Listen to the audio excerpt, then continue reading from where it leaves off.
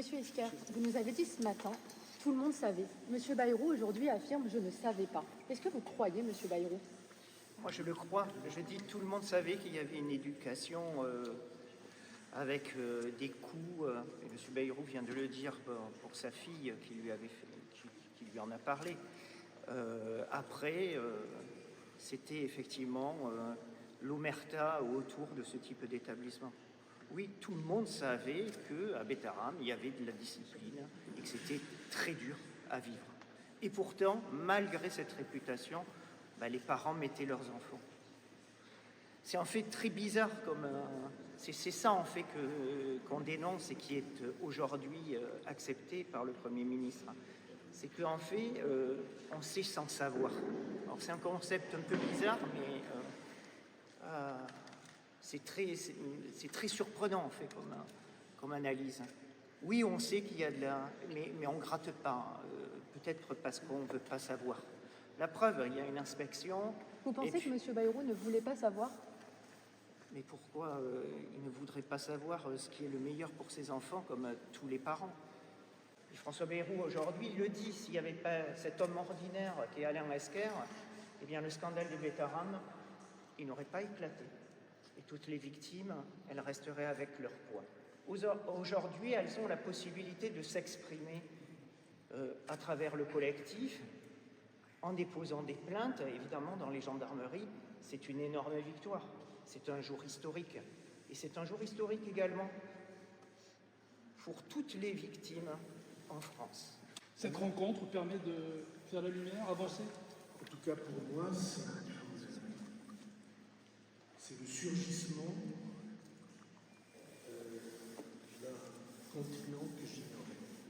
Ce que j'ai entendu avec le saut de l'authenticité la plus grande,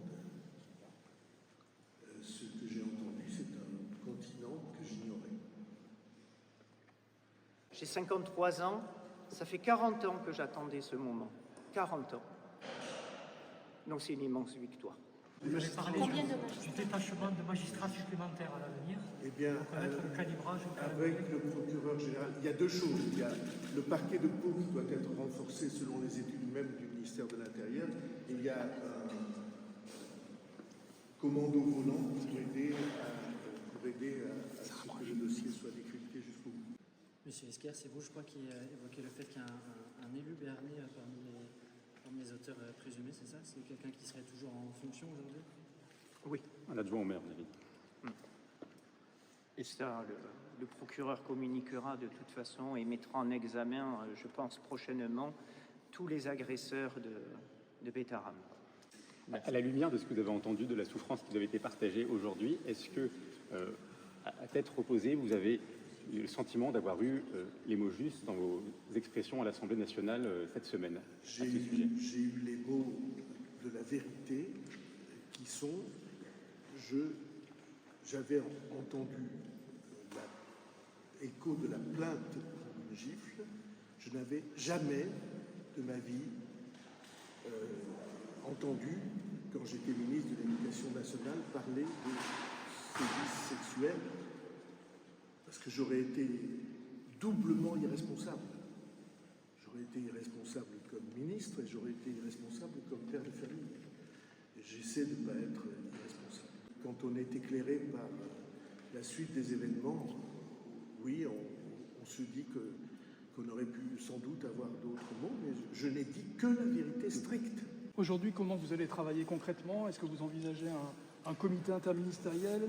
Comment vous allez mettre les choses sur la table pour avancer? Je veux traiter la question du statut des victimes qui n'ont pas pu bénéficier d'un jugement parce que les faits étaient prescrits, et dont soit reconnu le tort terrible qu'elles ont subi. Qu'est-ce qu'on fait? Je n'ai pas de réponse à l'heure qu'il est, mais on va chercher cette réponse-là.